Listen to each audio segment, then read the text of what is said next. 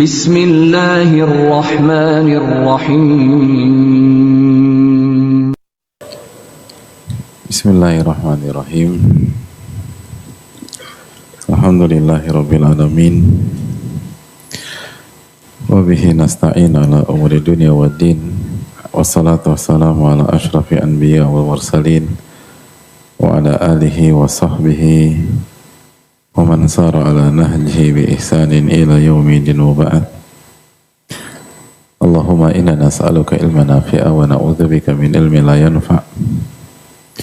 Allahumma alimna ma yanfa'una wanfa'na bima 'allamtana. Allahumma aslih lana umurana kullaha wa aslih ulata umurina wa umura baladina wa sya'bina khasatan al-musabin bil masa'ib fi hadhil ayyam. Wansurna wal muslimin al-madlumin fi Filistin wa fi kulli makan. Alhamdulillah, kita panjatkan puji dan syukur kita kepada Allah Tabaraka wa Ta'ala atas segala nikmat dan karunia yang Allah berikan kepada kita, sebagaimana salawat dan salam semoga tercurah kepada Rasulullah SAW. Kita meminta kepada Allah Subhanahu wa Ta'ala dengan nama-nama yang husna dan sifat-sifat yang maha mulia, Allah perbaiki urusan kita, urusan pemimpin-pemimpin kita, urusan bangsa dan masyarakat kita, khusus yang terkena musibah di Aceh, di Sumatera Utara, Sumatera Barat, Jawa Barat, dan berbagai macam tempat, termasuk yang berada di tengah-tengah kita ataupun kita sendiri. Dan semoga Allah menolong kita dan saudara-saudara kita, khususnya di Palestina dan berbagai macam tempat, dan Allah memberikan keberkahan pada kita, memberikan kita ilmu nafi dan menjauhkan kita dari ilmu yang tidak bermanfaat.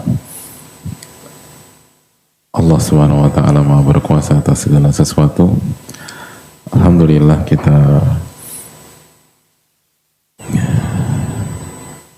bersyukur kepada Allah Subhanahu wa Ta'ala karena Allah kembali memberikan taufiknya kepada kita sehingga kita bisa bersua. Dan semoga Allah Subhanahu wa Ta'ala memberikan kita keberkahan di majelis yang mulia ini.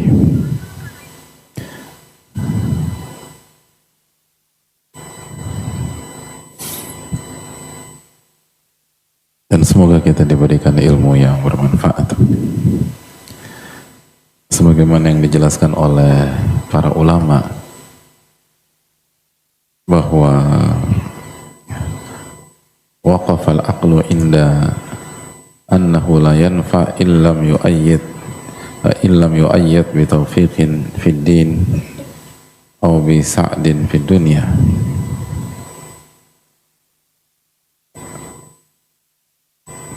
Akal dan kecerdasan itu akan menyimpulkan bahwa ia tidak bisa memberikan manfaat jika tidak disupport dengan taufik dari Allah Subhanahu wa Ta'ala di dalam agama dan kebahagiaan di dunia. Jadi untuk mendapatkan ilmu nafi, jamaah, kita butuh pertolongan Allah Subhanahu wa Ta'ala. Dan agar Allah tolong kita, kita harus banyak doa. Dan kita harus beradab dengan Allah Subhanahu wa Ta'ala. Dan ulama mengatakan hanya mengandalkan kecerdasan saja tidak cukup dan tidak akan pernah berhasil, karena kecerdasan tanpa taufik itu gak akan bermanfaat, bahkan seringkali merusak. Akhirnya nanti jadi ngebodoh-bodohin orang, tricky dalam hidup, lalu menghalalkan segala cara, mempermainkan pihak lain, dan akhirnya dia akan sengsara di dunia dan di akhirat. Makanya kita butuh taufik dari Allah Subhanahu wa Ta'ala. Dan agar Allah memberikan taufik kepada kita, kita harus meminta. Iyyaka na'budu wa iyyaka nasta'in. Hanya kepada Engkau kami beribadah dan hanya kepada Engkau kami meminta pertolongan. Lalu beradablah kepada Allah Subhanahu wa Ta'ala, beradablah kepada Rabbul Alamin. Karena kalau kita tidak beradab kepada Allah, Allah nggak akan tolong kita. Ini hal penting. Maka semoga Allah memberikan pertolongan dan taufiknya kepada kita. Amin ya rabbal alamin. Hadirin Allah muliakan,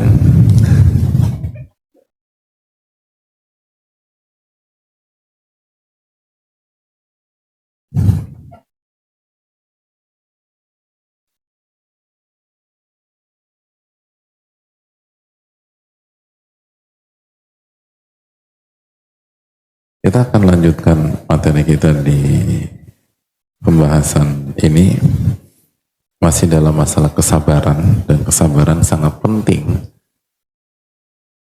Karena itulah para ulama mengatakan bahwa agama itu dua intinya, syukur dan sabar. Bahkan dijelaskan para ulama, bersyukur pun butuh kesabaran. Jadi nggak bisa kita lepaskan dari kehidupan kita. Maka kita perlu bicara cukup dalam masalah kesabaran. Karena kita tahu bersama bahwa nasihat kesabaran secara global atau general, mayoritas itu nggak efektif. Itulah. Berapa kali dalam hidup kita mendapatkan nasihat, sabar mas, sabar bro, sabar sis, sabar cin, dan seterusnya. Dan berapa kali itu nasihat efektif? Gitu loh. Kan demikian. Pernah dapat nasihat sabar mas? Enggak? Enggak pernah. Kalau sabar bang, enggak pernah itu.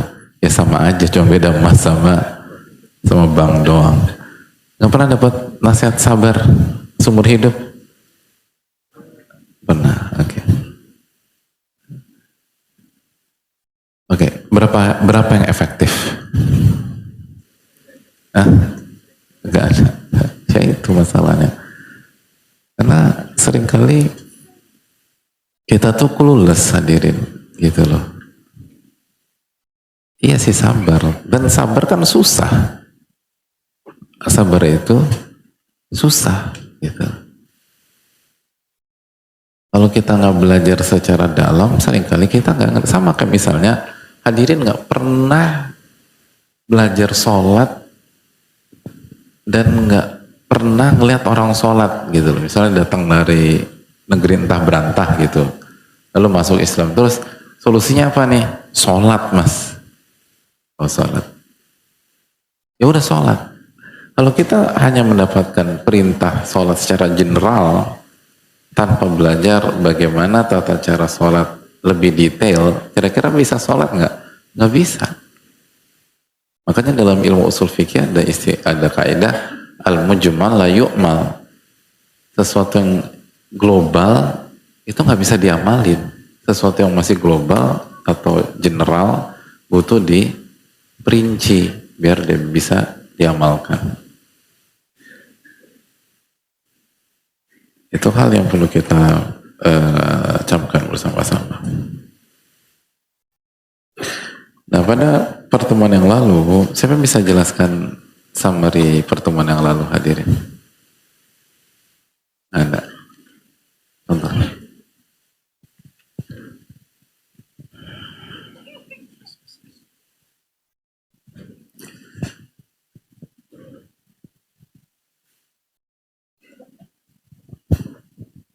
Oke, bismillahirrahmanirrahim. Assalamualaikum warahmatullahi wabarakatuh, Ustaz. Waalaikumsalam.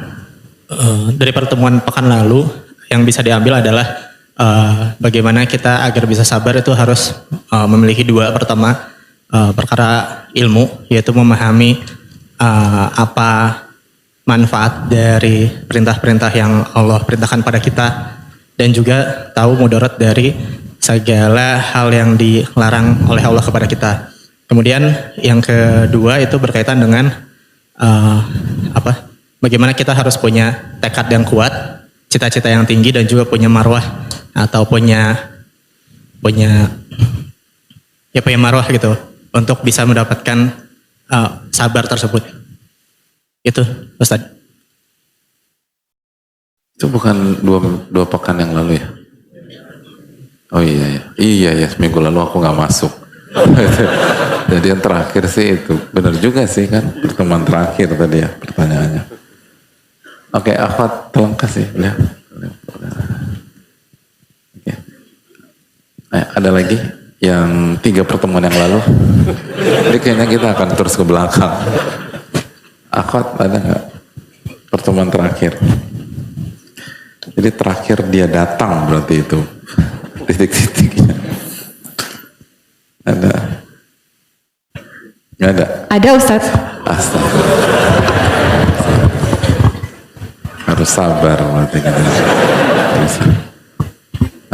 Bismillahirrahmanirrahim. Ahsanallahu ilaikum Ustaz jami'an.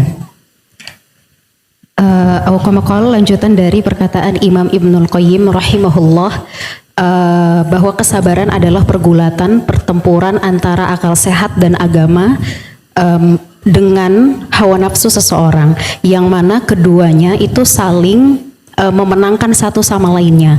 Untuk memenangkan akal sehat dan agama, kita harus melemahkan sisi hawa nafsu. Adapun apabila sisi hawa nafsu itu menang, maka sisi akal sehat dan agama lebih melemah. Ya, jazakallah khairan. Nah itu yang terakhir pekan lalu itu. Tapi nggak apa-apa, beliau juga benar kan terakhir. Tapi jazakallah khairan. Jadi kesimpulan kita kemarin bahwa sabar itu kenapa susah? Karena sejatinya sabar itu adalah peperangan batin kita yang dimenangkan oleh sisi agama, sisi ketakwaan dan akal sehat gitu loh. Pada saat mereka memenangkan pertempuran melawan hawa nafsu itu.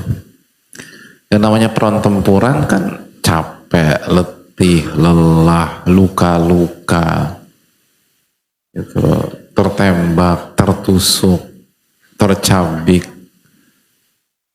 terlibas. Nah, itu yang terjadi ketika perangnya itu kasat mata, tangible. Nah, ini perangnya itu nggak kelihatan, intangible. Perangnya ada di dalam diri kita. Tapi rasanya tuh kayak demikian. Itu yang membuat susah. Itu yang membuat susah. Makanya strateginya adalah dijelaskan para ulama, perkuat yang kita ingin menangkan dan lemahkan kekuatan pihak yang kita harapkan dia kalah gitu loh. Itu. Jadi kuatkan agama dan akal sehat, lalu lemahkan hawa nafsu. Itu solusinya.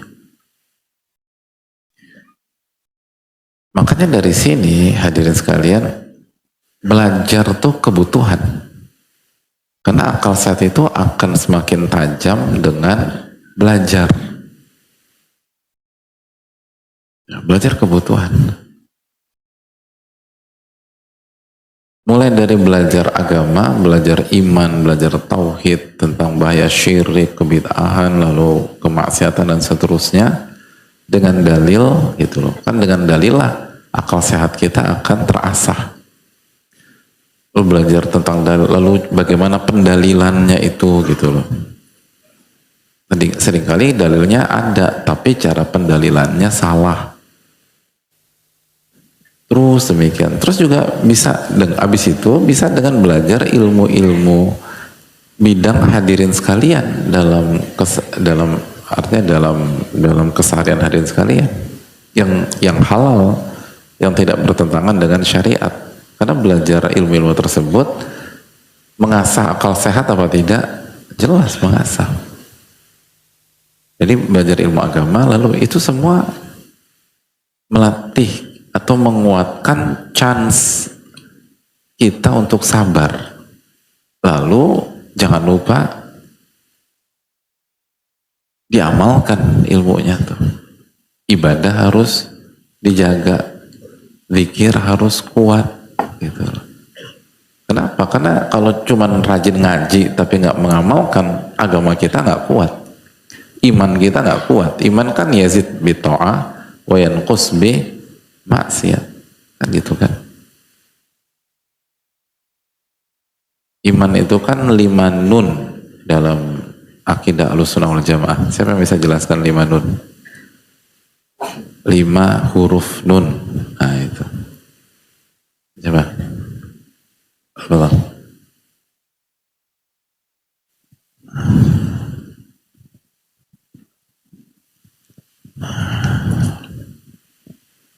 Bismillah. Assalamualaikum warahmatullahi wabarakatuh. Waalaikumsalam warahmatullahi wabarakatuh. Ahsanallahu ilaikum jami'an. Dijelaskan para ulama bahwa iman adalah 5 nun, yaitu khamsununat. Yang pertama, qaulun bil lisan, i'tiqadun bil janan, amalun bil arkan, yazid bi ta'atir rahman, wa yanqus bi ta'ati syaitan. Ya. Jazakallahu khairan. Jazakallahu khairan. Jelas nggak hadirin? Udah kok ketawa itu lah. Masya Allah ya. Emang orang Indonesia tuh Masya Allah gitu. Semua ketawa gitu. Gak jelas aja bisa ketawa. Orang kan mungkin sebagian bangsa tuh nggak tahu tuh frustasi gitu. Kalau kita tuh jelas nggak? Gitu lah. Makanya orang Indonesia tuh indeks kebahagiaannya harusnya tinggi gitu loh. Jazakallah khair. Jadi apa iman itu 5 nun. Maksud 5 nun apa? 5 kalimat yang akhirannya huruf nun. Nah itu. Kalimat pertama al-i'tiqadu bil janani, al-janani. Nah itu. Nun bukan? Nun. Jadi keyakinan di dalam hati. Yang kedua wal qaulu bil lisani. Ni itu lisani, nun lagi. Artinya ucapan lisan, diucapkan dengan lisan. Yang ketiga wal amalu bil arkani, diamalkan dengan arkani, nun lagi, anggota badan. Yang keempat wa yazidu bi ta'atir rahmani, gitulah. Bertambah karena ketaatan kepada Ar-Rahmani, nun lagi, Allah Subhanahu wa taala. Dan yang terakhir wayan kusu bi ta'ati syaitani, dan turun karena bertaat sama syaitani. Nah, itu alias bermaksiat, taat sama syaitan itu kan maksiat. Itu hadirin.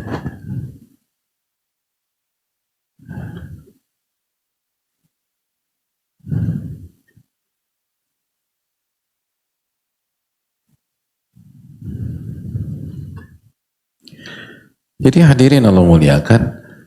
Jadi kalau kita ingin bisa sabar, ya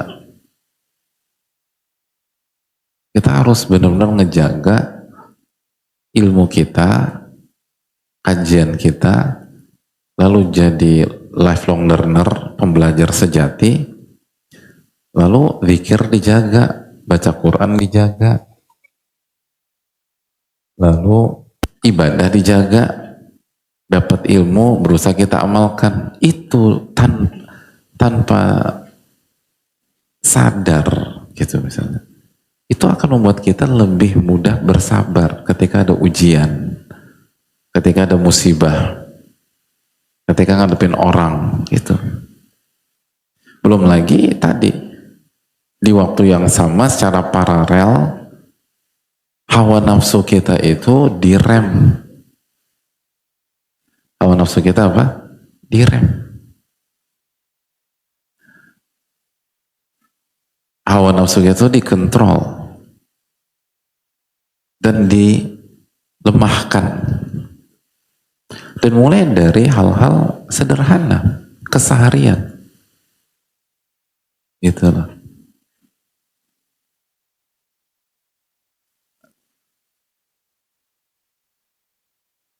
Misalnya habis kajian kita makan malam. Makanan kesukaan hadirin apa? Kalau habis kajian? Apa aja yang penting ditraktir Pak Ustaz. Boleh juga hadirin nih. Gitu. Apa biasa kalau kajian? Nah, bebek goreng. Aduh, seru. Malam-malam bebek goreng. Nggak apa-apa, yang penting halal. Nah, enak banget makan bebek goreng. Pengen nambah, gitu loh. Rahat, gitu loh. Padahal nafsu pengen nambah. Pas nambah tuh bukan karena kebutuhan, tapi karena pengen. Nah itu. Nah coba tahan itu. Coba tahan. Dan hadirin nggak perlu khawatir mengurangi jatah rizki tukang bebek goreng. Nah itu.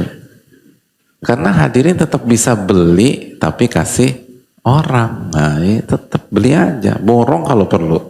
Tapi bagi-bagi gitu lah. Gitu. Kira-kira ngejalanin keseharian gitu bisa apa enggak? Bisa. Gitu. Dan kita kan tahu kan kita apa namanya mesen karena nafsu atau mesen karena butuh gitu loh. Habis kajian paling enak beli minuman apa? Es kopior. Oh, es kopior. Nah kira-kira es kopior butuh 2 gelas apa enggak? Enggak, kita enggak butuh 2 gelas. Walaupun kita pengen nambah, cukup. Itu hawa nafsu. Kan itu nafsu itu. Dan lagi-lagi kita enggak perlu khawatir mengurangi rezeki. Beli kasih orang gitu. Dapat, bayangkan, dapat pahala ngasih, dapat kekuatan untuk sabar. Gitu. Itu keseharian tuh. Jadi nafsu itu ditahan dan dikurangi dan dibiarkan dia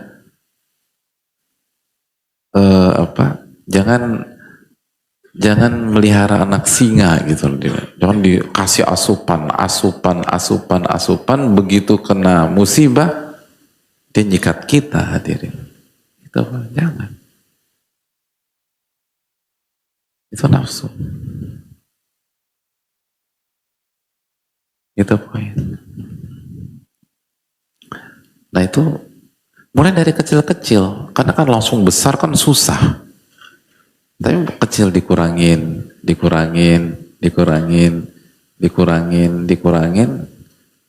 otomatis bisa. Biiznillah.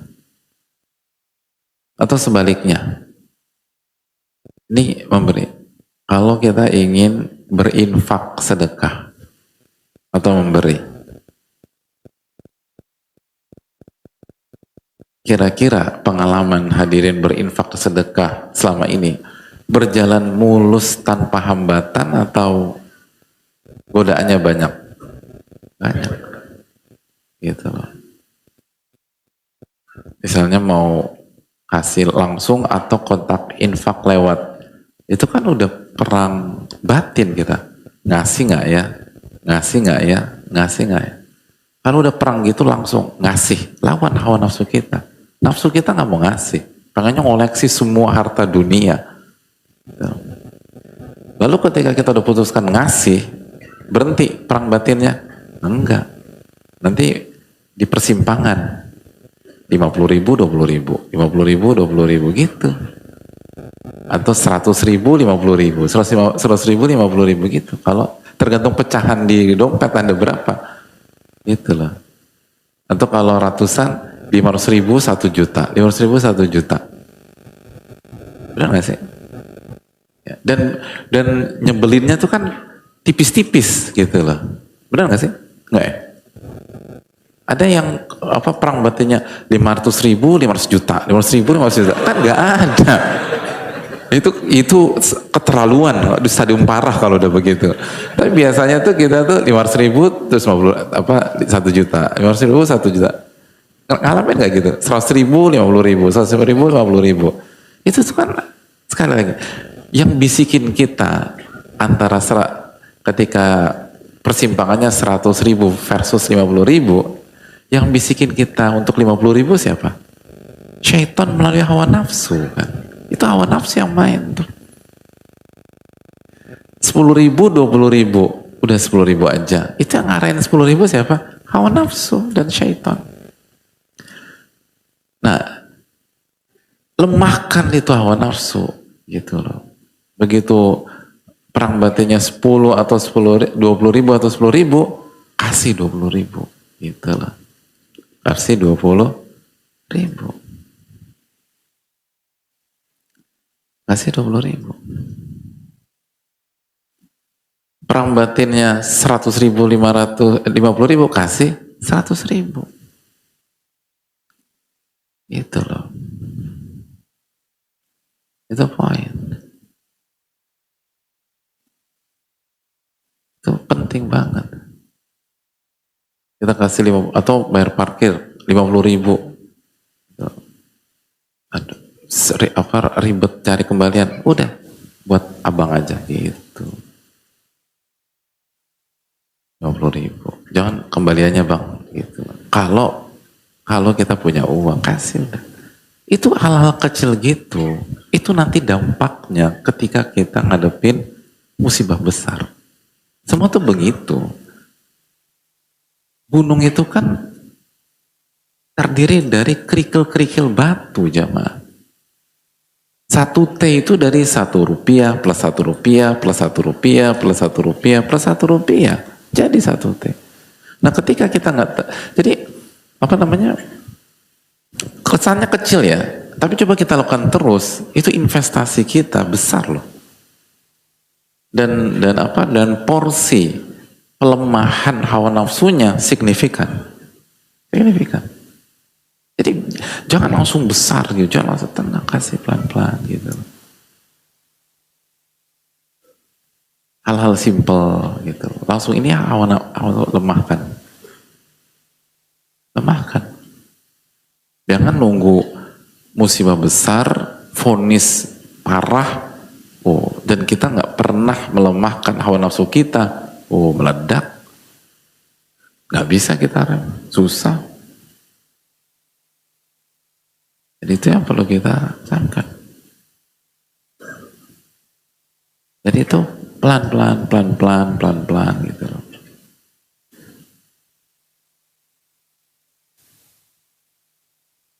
Jangan semuanya tuh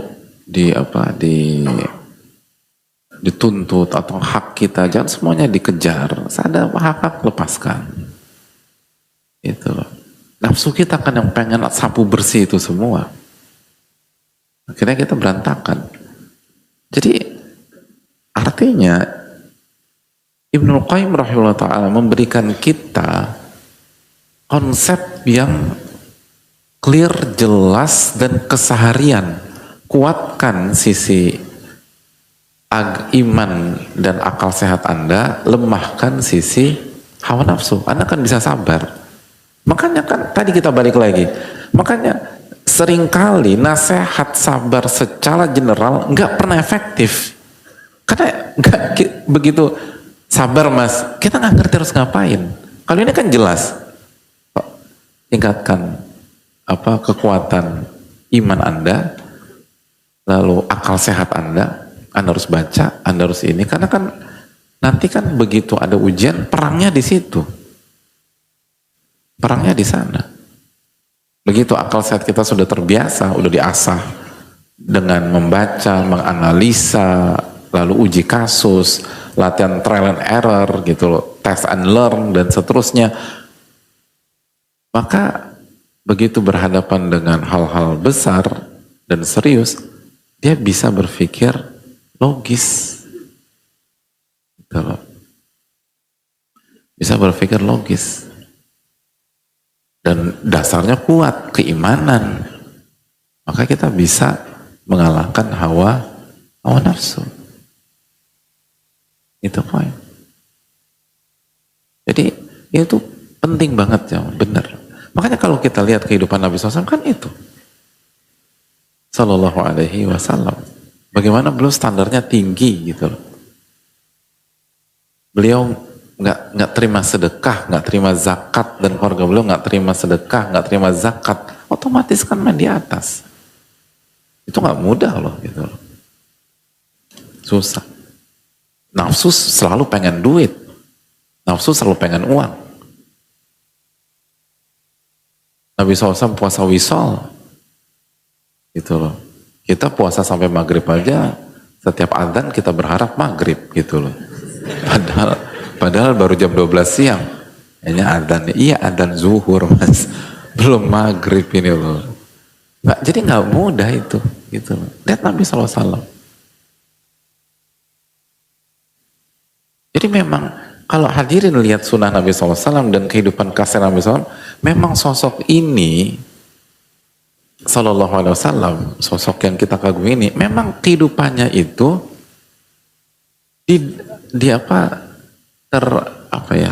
kehidupannya itu memang terpola untuk bermain di level sabar tertinggi memang. Memang demikian. Di level sabar tertinggi. Beliau kita tahu bersama di rumah Nabi SAW bisa beberapa hari tidak ada pergerakan di dapur gitu loh. Emangnya kalau beliau mau nggak bisa? Ya bisa lah. Itu para sahabat kasih nyawa, bukan kasih duit lagi. Siap kalau beliau mau untuk Nabi SAW. Tapi kan beliau nggak mau. Kenapa? Ya karena semua itu harus dibangun dari kegiatan sehari-hari. Nggak bisa enggak. Kita tahu hadis Aisyah ketika pembahasan fikih, bolehnya niat setelah subuh bagi puasa sunnah. Hadisnya apa? Nabi SAW tanya, Aisyah ada sarapan apa? Ada makanan apa? Kata Aisyah, nggak ada ya Rasul. Oke kalau gitu saya puasa. Sadar nggak sih itu cara Nabi SAW? Gitu loh. Kan Nabi SAW nggak bilang, ya udah pesan aja dari Fatimah tuh, nitip kan deket rumahnya, Sallallahu Alaihi Wasallam. Udah kamu kontak Abu Bakar ya, gitu. Masa papa mau nggak kasih, kan gitu. Lu kalau Nabi SAW mau, semua dikasih, serumah-rumahnya dikasih sama Abu Bakar radhiyallahu taalaan, apalagi cuma isi dapur. Tapi belum nggak mau. Jadi gini loh zaman sekarang, ini kan menunjukkan bahwa ya kalau manusia tersabar sallallahu alaihi wasallam saja, pakai proses gitu loh. Masa kita tiba-tiba hari ini ngaji berharap nanti malam langsung jago sabar tanpa ada proses? Nggak bisa. Semua harus coba itu, kuatkan sisi agama dan akal sehat kita, lemahkan sisi syahwat kita. Itu poin. Selalu demikian. Selalu demikian. Dilemahkan. Dan mulai dari hal-hal yang kecil. Karena kalau langsung besar susah, beneran susah. Tapi hal kecil gitu loh. Latihan begitu.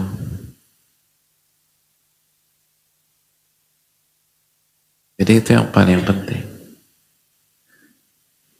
Hadirin ke masjid, lalu pakai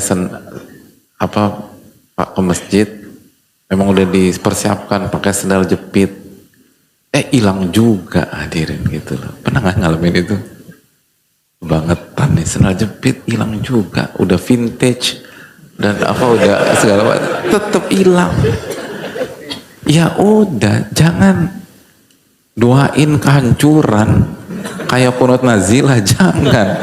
Padahal walaupun hadirin punya hak untuk doa sebagai orang yang terzolimi, udah ridoin aja, sendal jepit hilang gitu ya. Padahal coba kurang ajar, kamu punya perasaan, semoga dilaknat sama Allah SWT. Janganlah hadirin. Walaupun sekali lagi hak orang yang terzolimi itu berdoa, jangan pakai. Hawa nafsu kita udah pengen sumpah serapah, benar nggak? Dilemahkan, jangan.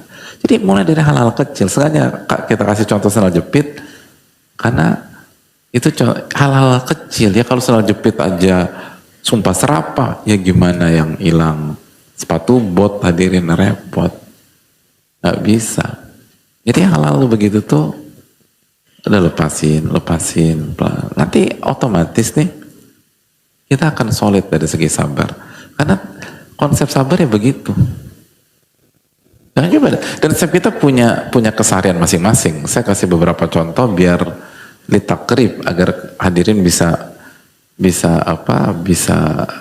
mempraktekkan dalam keseharian hadirin sekalian. Itu. Ibu-ibu misalnya, ketika misalnya ngelihat suami habis mandi taruh handuk sembarangan, udah nggak usah komen gitu. Apalagi buat konten, nggak usah gitu, nggak usah komen, udah. Memang salah, kita akui salah gitu ya. Kok banyak suami bisa kompak begitu ya? Nggak ngerti. Bisa gitu loh. Ya udah sabar. Jadi, karena kalau handuk aja bisa bikin beribut, apalagi yang lain, sabar.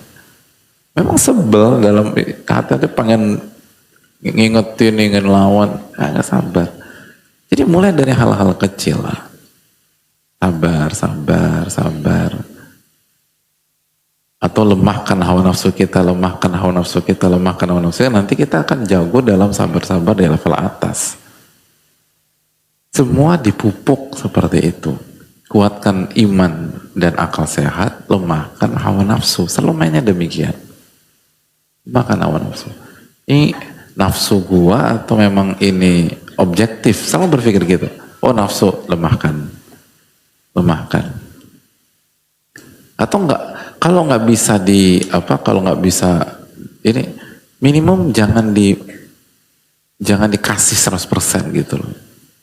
Udah kasih 90%, kasih 80%, kasih 50%. Selalu berpikir demikian. Itu sebagaimana yang kita sudah bahas dari orang yang minta kambing, padahal dia bisa minta onta, bisa dia. Dia bisa minta sapi, dia bisa minta kuda, dia nggak mau, dia cuma minta kambing. Akhirnya dialah yang bisa sabar ketika diuji oleh Allah Subhanahu wa ta'ala. Kenapa? Karena dia biasa ngerem gitu loh. Itu. Ya hadirin, misalnya hadirin dagang jualan, kasih lebih sama orang gitu loh. Kan kasih lebih nggak nggak akan ngerusak HPP kita kok gitu. Nggak akan kasih lebih gitu, kasih lebih. Ini bonus tadi. Gitu.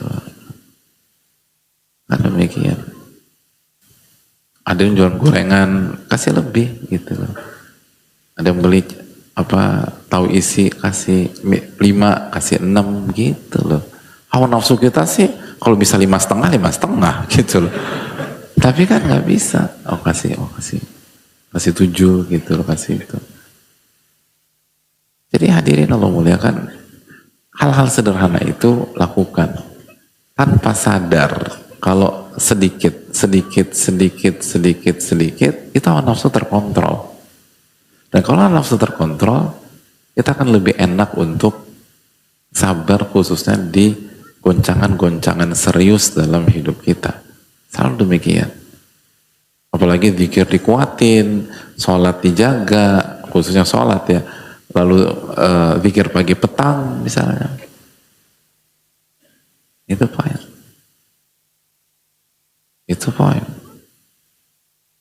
Ya hadirin kan lihat Nabi Yusuf alaihissalam ketika bisa sabar menghadapi istri Al-Aziz, itu kan bukan cukup langsung itu, enggak.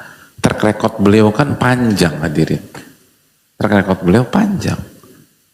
Itu anak yang berbakti, terus itu disingkirkan sama kakak-kakaknya, beliau berusaha tahan gitu loh. Ditaruh dalam sumur. Kan nggak, kita lihat riwayat nggak ngamuk-ngamuk, nggak teriak, nggak histeris, tahan gitu. Maka ketika berhadapan dengan kondisi yang sangat genting gitu, itu skandal besar yang ditawarkan oleh istri Allah, itu skandal besar loh yang ditawarkan, beliau bisa sabar dan bahkan mengatakan bahwa penjara lebih aku sukai daripada mengikuti kemauan wanita-wanita tersebut. Bayangkan milih penjara. Itu kurang sabar apa? Tapi kan lihat pelan-pelan itu dibangun jamaah. Bukan langsung curug-curug demikian. Nah itulah yang harus diharapkan. Pelan-pelan, pelan-pelan, pelan-pelan. Dan kita ngelist apa yang kita bisa, apa yang kita bisa lepas, kita bisa ini gitu. Itu banyak banget dalam kehidupan keseharian kita. Atau misalnya pre-loved misalnya kan, apalagi buat saudara-saudara kita bencana kan, mereka butuh baju gitu. Seringkali kan kalau terus butuh baju layak pakai gitu. Biasanya kan, coba jujur deh, ketika ada acara pre-loved atau baju bencana, baju layak pakai, lalu kita tergerak nih gitu loh, kira-kira keluarin bajunya semulus melaju di tol Jagorawi ketika jam 1 malam, atau ada beberapa drama? Ibu-ibu gimana bu? Langsung dikeluarin gitu, ini masih bagus keluar gitu, enggak? Atau dilihat, coba gitu gitu. Pas coba keren gitu. Padahal 2 tahun kita nggak pernah pakai tuh baju. Coba cek, bagus, sayang, taruh gitu. Nanti sayang nggak ada gitu. Aku pisahin, yang ini buat dikasih, ini yang ternyata masih bagus, sayang. Gitu. Coba lagi, bagus nggak? Bagus, sayang. Gitu. Jadi semuanya sayang. Akhirnya nggak jadi kecuali 1-2 baju. Udah nih taruh lagi di lemari. Habis taruh lemari, besoknya dipakai nggak? Enggak, itu buktinya tuh, enggak. Berarti ketika kita tahan baju itu yang main apa? Hawa nafsu. Itu hal kecil loh. Tapi kita kebawa pola itu terus. Gitu loh. Udah makanya merem, udah ambil buang. Dan gak ada pengaruhnya kok, gitu. Secara umum kita kalau di dinamika gak ada pengaruh sama sekali ke kekayaan kita, ke ini kita gak ada. Itu hanya permainan hawa nafsu. Makanya gak ngasih. Itu kita belum bicara ngasih baju baru gitu loh. Apalagi kasih baju baru, dramanya lebih panjang lagi. Ya baju yang sangat layak pakai yang kita punya. Tapi itu tadi. Makanya kalau udah mau ngasih, udah jangan dicoba, udah langsung kasih, jangan dicoba. Begitu dicoba itu buka pintu, gitu loh, hawa nafsu dan syaitan menggagalkan misi kita, dan akhirnya berhasil. Dan kita lupa ketika kita gagal dalam mengecilkan hawa nafsu ini, dampaknya panjang ke depan.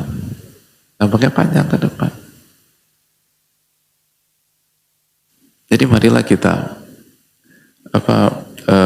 audit ya keseharian kita selama ini, sehingga kita benar-benar bisa menjalankan konsep ini, karena konsep ini penting banget, sangat penting. Sekali lagi, sebagaimana pembahasan yang sebelum-sebelumnya, ini tentang sisi teori dan sisi praktek. Harus ada sisi praktek.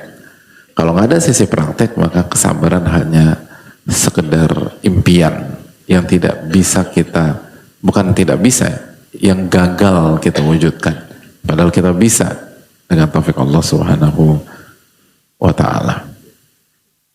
Selalu berpikir demikian, lemahkan, dan lemahkan. Gitu. Jangan aji mumpung gitu loh. Jangan ini, kalau udah cukup. Jangan nambah lagi, padahal kita udah cukup. Itu kan ngelemahin, kontrol. Jangan pengen semua, sisakan gitu. Selalu demikian. Kalau adik mau beli baju bisa beli 4, cukup 2 gitu loh. Karena kadang-kadang artinya kita nggak, hal-hal kayak gitu bukan dari kebutuhan atau objektivitas, tapi itu lebih kepada hawa nafsu dan pengen A, pengen B, pengen C, pengen D, dan seterusnya. Dan itulah yang menjadi anak singa. Dikasih makanan terus, dikasih asupan terus, dikasih asupan terus, kasih asupan terus, sampai kuat. Begitu kuat merekam kita. Nggak bisa kita sabar lagi. Allahu ta'ala alam bisawab. Itu poin.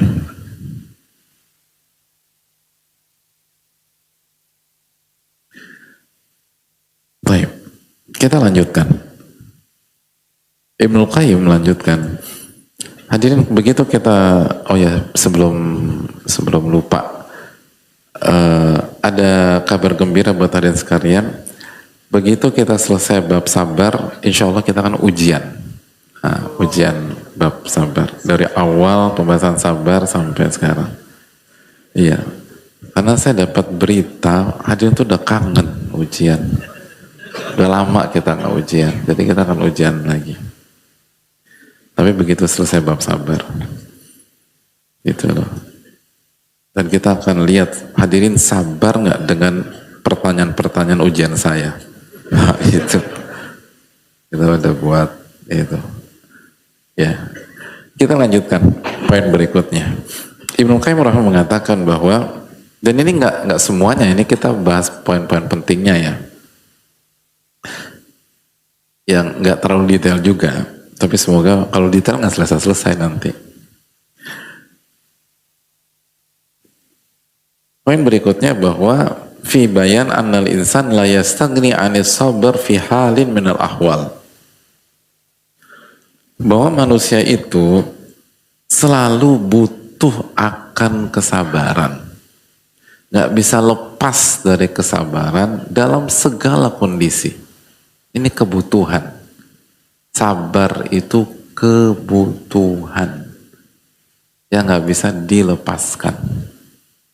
Jadi camkan baik-baik dalam diri kita, sabar itu kebutuhan dalam segala kondisi.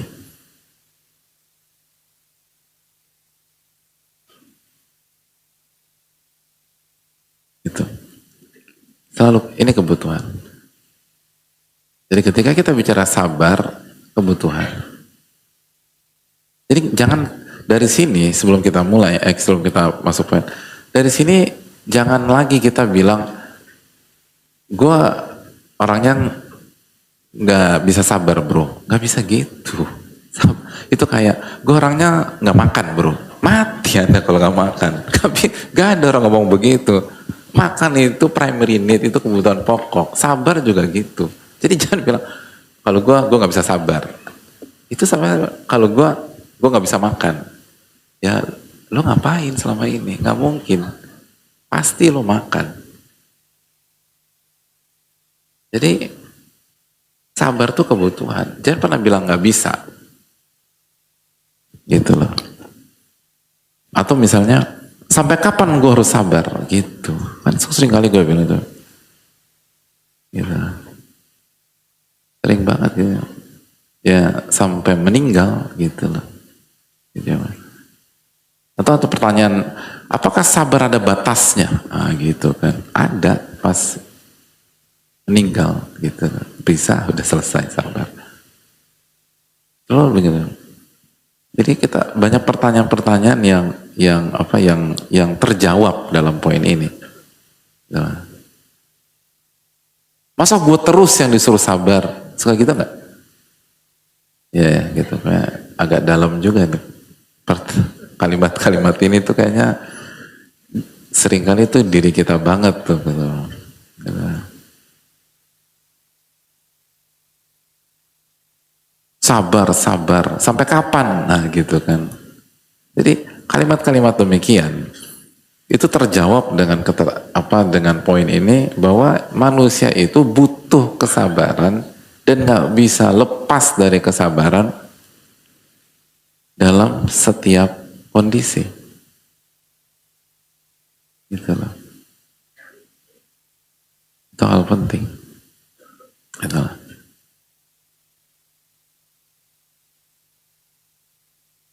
Nggak bisa. Harus sabar. Gitu. Harus sabar. Jadi itu sebuah hal yang tidak tepat. Ketika orang berpikir kita bisa rehat sejenak dari kesabaran, nggak bisa. Setiap kondisi kita butuh kesabaran. Makanya kata Ibnu Qayyim, madama qalamu taklif jariyan alaihi la yastaghni 'ani sabr fi hal min al-ahwal. Selama pena taklif atau beban syariat dan takdir itu berjalan pada diri manusia, ia tidak pernah bisa lepas dari kesabaran. Dia tetap butuh kesabaran dalam segala kondisi, nggak bisa. Itu loh. Jadi keliru. Ada orang bilang tadi gitu loh, atau habis kesabaran saya mau cerai. Ya cerai-cerai aja kalau benar, tapi jangan bilang kesabaran habis. Karena bercerai itu juga butuh sabar gitu. Nggak mungkin kesabaran habis itu. Itu klaim sepihak aja. Jadi mau lanjut, mau cerai gitu, mau talak 1, talak 2, talak 3, itu semua harus pakai sabar. Kalau mau berkah. Dan memang selalu ada kesabaran di sana.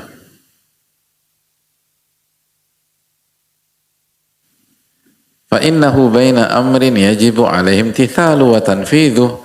Karena manusia itu, hidupnya itu, kalau enggak bertemu dengan perintah yang wajib dia kerjakan, wa nahyin yajibu alaihi jinabuhu wa tarkuh, atau dia bertemu dengan larangan yang wajib dia jauhi, wa qadarin yajibu alaihi sabru alaihi ittifaqa, atau dia kena musibah, ada masalah, ada ujian, yang dia harus hadapi. Dan semua itu butuh kesabaran.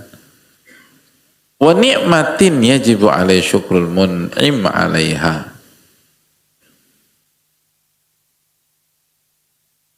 Menarik. Ada satu lagi, yaitu ketemu sama nikmat, wajib bersyukur.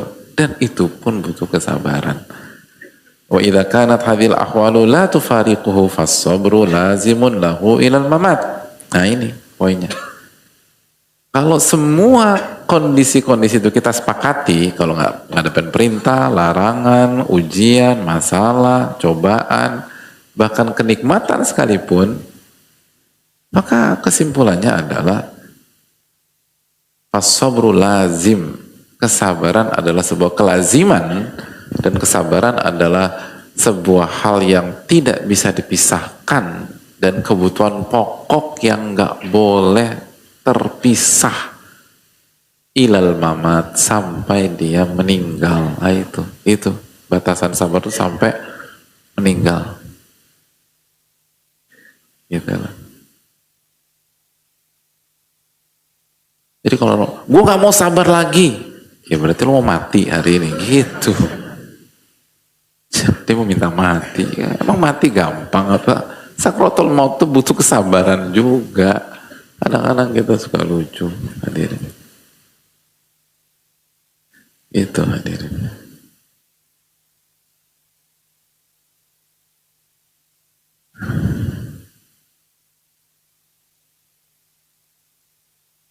Jadi ingat, maka makanya penting gitu. Dan itu alasannya kenapa kita memang agak lama di sini. Dan semoga hadirin nggak bosen. Gitu loh. Dan kalau hadirin bosen juga kita tetap jalan terus, insya Allah. Loh, karena kebutuhan hadirin sekalian. Ya masa kalau murid bosan ganti ganti murid matematika, bosan matematika, yaudah besok ganti fisika, kan enggak. Bosan nggak bosan, ya jalan terus itu loh. Gitu loh, untuk kebaikan. Gitu loh. Belajar gitu nggak sih? Ya, antum belajar bahasa Inggris, bosan bahasa Inggris, yaudah bubar, kan nggak bubar. Ya bosan nggak bosan, ya jalan terus aja. Apalagi ini kesabaran, butuh sabar. Nah itu makanya kita buat lama, karena harus dibuktikan nih kita sabar ngadepin materi yang belum selesai dan nanti ditutup dengan ujian. Alhamdulillah, insya Allah husnul khatimah. Loh iya, amin. Taib.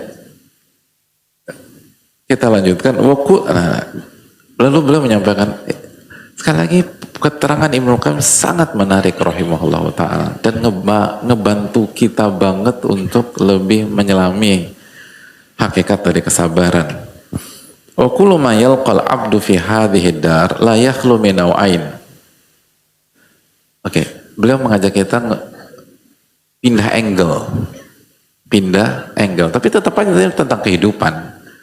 Kata beliau, yang dihadapi dan dialami oleh seorang hamba di dunia ini itu kemungkinannya cuma dua. Yang kita ketemu ini di dunia, kemungkinannya dari angle ini itu dua. Apa saja? Ahaduhuma yuwafiqu hawahu wa muradahu. Dia akan mendapatkan apa yang dia inginkan. Gitu. Dia akan mendapatkan apa yang dia inginkan. Itu yang pertama. Wal akhar yukhalifuhu.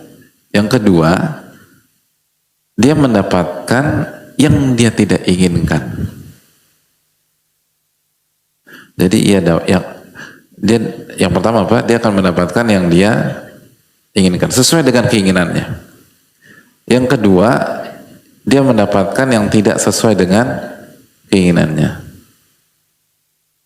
Antum kok jadi pada rajin-rajin nyatet nih? Semenjak 5 menit yang lalu dibilang mau ujian. Harusnya dari awal saya bilang ini ujian ya kalau tahu begini, ya Allah. Anda pikir antum memang belajarnya kayak Imam Bukhari.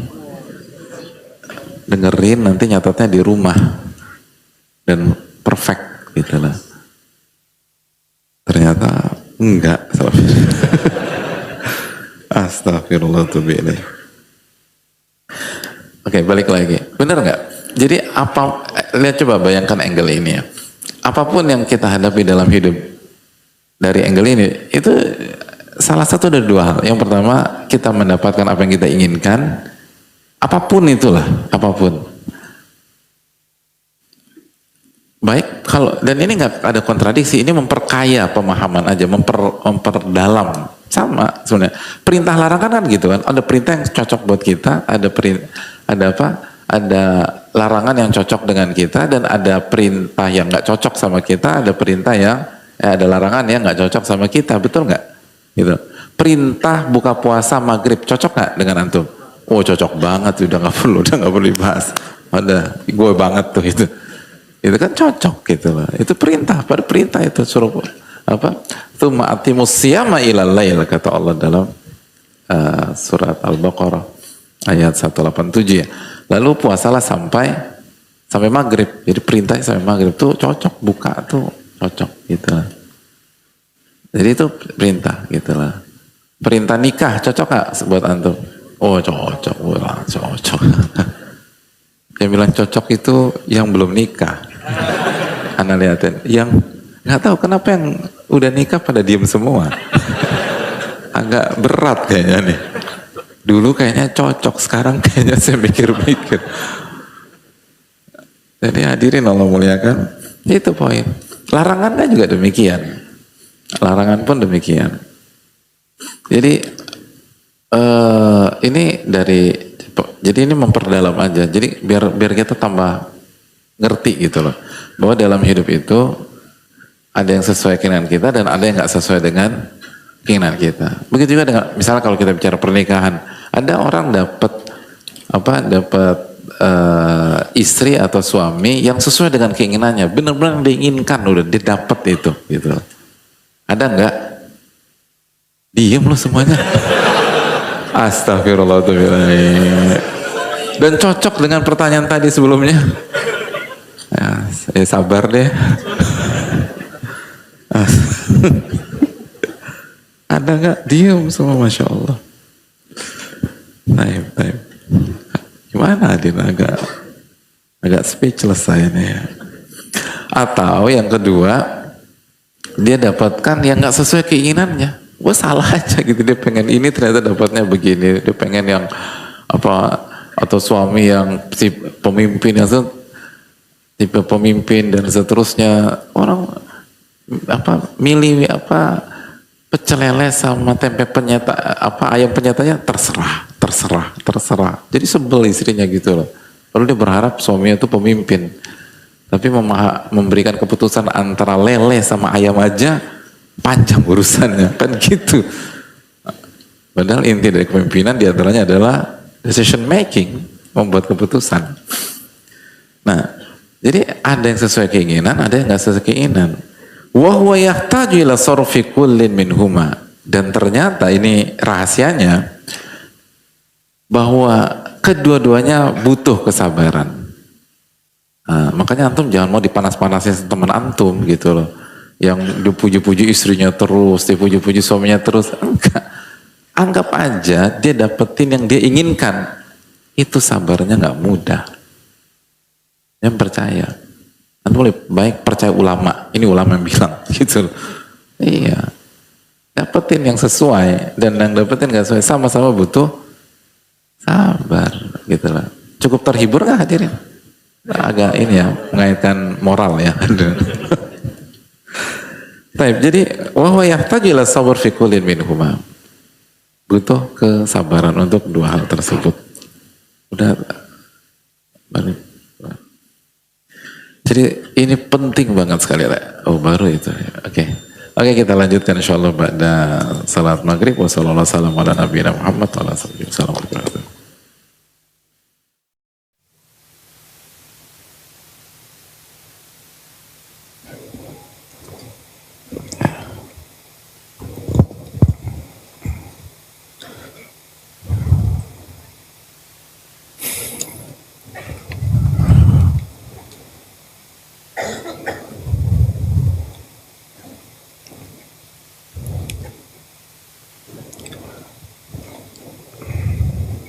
Assalamualaikum warahmatullahi wabarakatuh. Bismillahirrahmanirrahim. Alhamdulillah wassalatu wassalamu ala rasulillah wa ba'd. Allahumma inna nas'aluka ilman nafi'a wa na'udzubika min ilmin la yanfa'.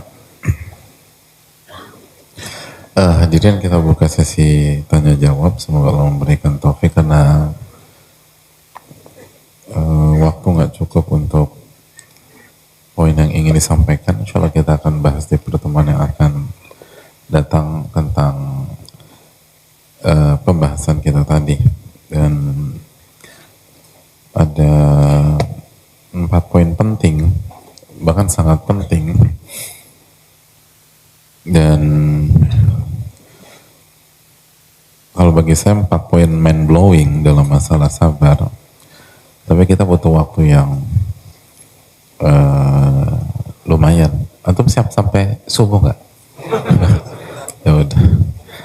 Kalau antum siap, Anda nggak siap, jadi Anda mau pulang. Jadi kita bahas di pertemuan akan datang aja. Tapi 4 poinnya sangat mind blowing untuk masalah kesabaran. Semoga Allah mudahkan.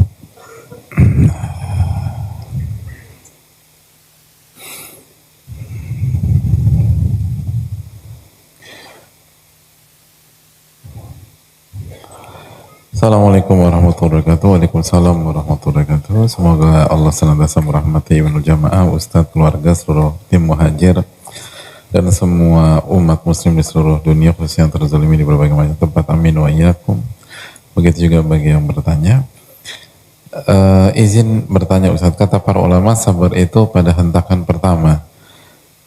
Itu sabda Rasulullah SAW yang dijelaskan para ulama. Inna sabra inda sadamatil ula, itu sabda Rasulullah SAW kepada seorang wanita yang beliau lihat menangis di kubur. Jadi itu sabda Nabi kita SAW. Tapi seringkali dada ini terasa sesak, panas, bahkan biasanya sampai gemetaran.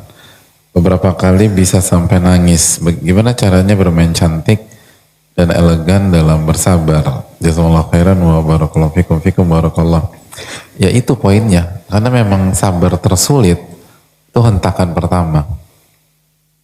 Hentakan pertama.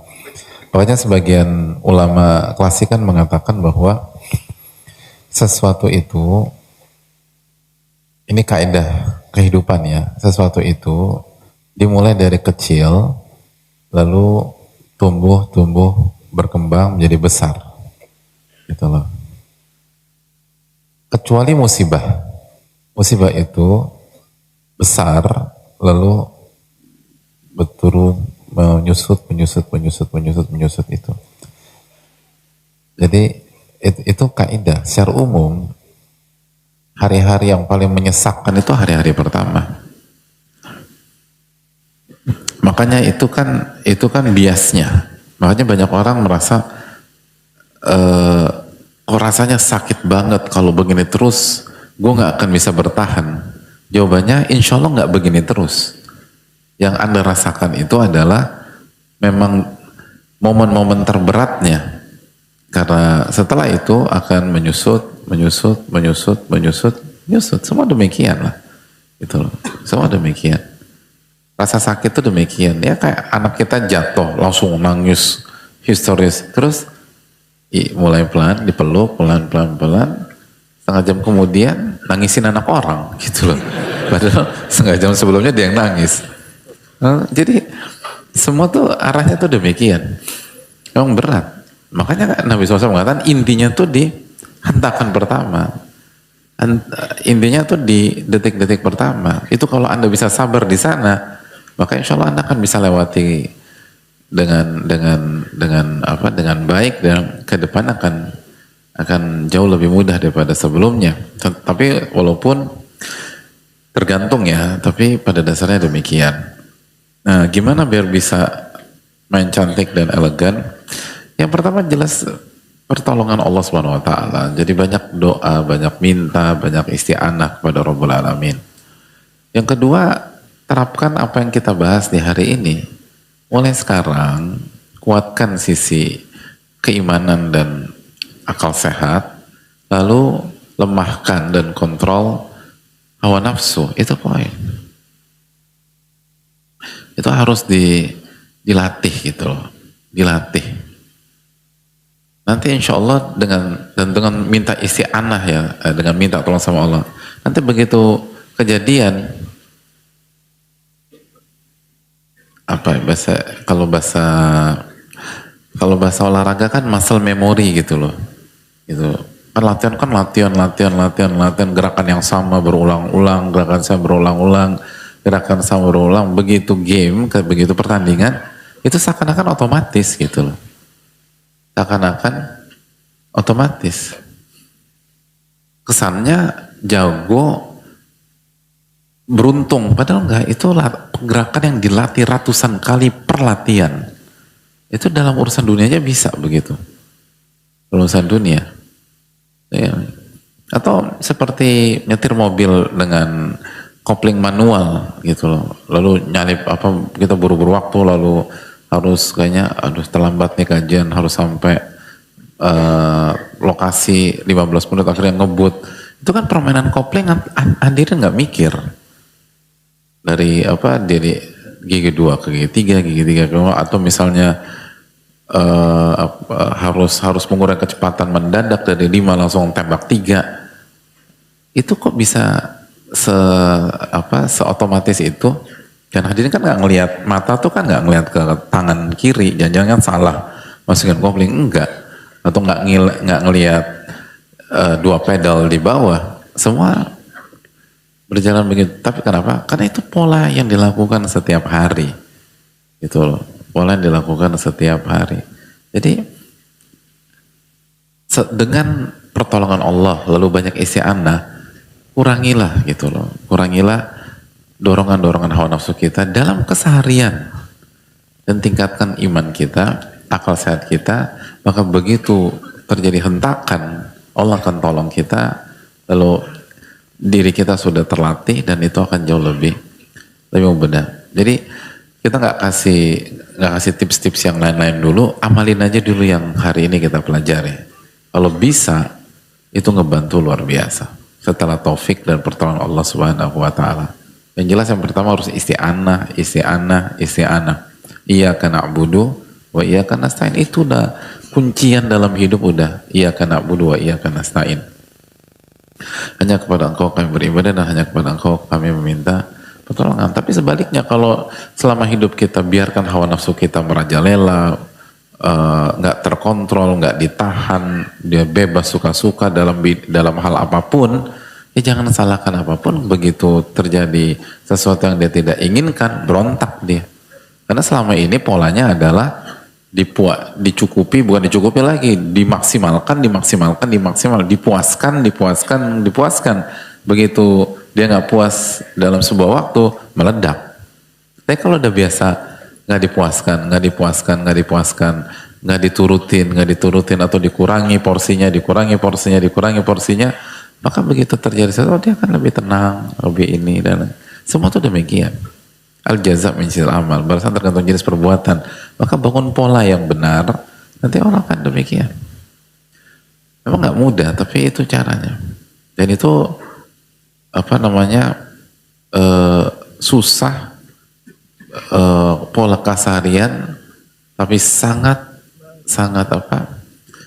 layak gitu, worth it lah pakai bahasa hadirin sekalian. Itu sangat layak,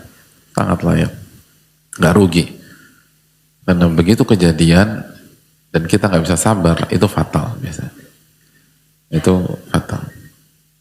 Jadi kita harus latihan demikian, terus latihan. Tamrin dan mumarasatun nafs itu penting dijelaskan para ulama. Artinya dilatih, jiwa itu dilatih. Jangan ikutin kemauannya gitu loh. Makanya kata para an-nafsu katifl. Nafsu itu tuh kayak anak kecil di fase menyusui. Kalau Anda sapi, dia akan berhenti. Tapi kalau Anda terus kasih ASI, dia akan nyusu sampai dia dewasa. Semua demikian. Jadi harus ada sisi itu. Dan di sini setelah taufik dari Allah, ya peran kita pribadi. Teman-teman tuh hanya support system aja. Tapi decision maker atau yang memutuskan ya atau enggak berhenti sampai di sini, yaitu kita. Kita mau berubah atau enggak? Kita mau begini-begini terus atau kita mau lebih baik? Kita mau berkembang, kita mau jadi orang sabar. Ingat, sabar adalah harga mati dalam kehidupan dan gak bisa dipisahkan dari keberhasilan dan kesuksesan di dunia maupun di akhirat. Opsinya cuma itu aja. Wallahu ta'ala misal. Dan ini memang trial and error.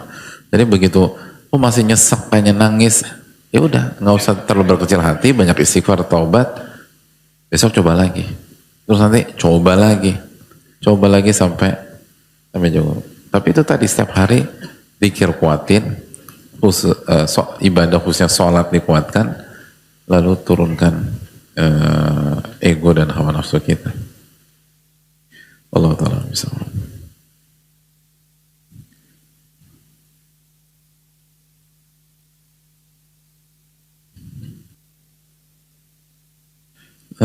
Assalamualaikum Ustaz, dan tim diberikan kesehatan, kelancaran dalam menjalankan tugas. Amin wa iyyakum.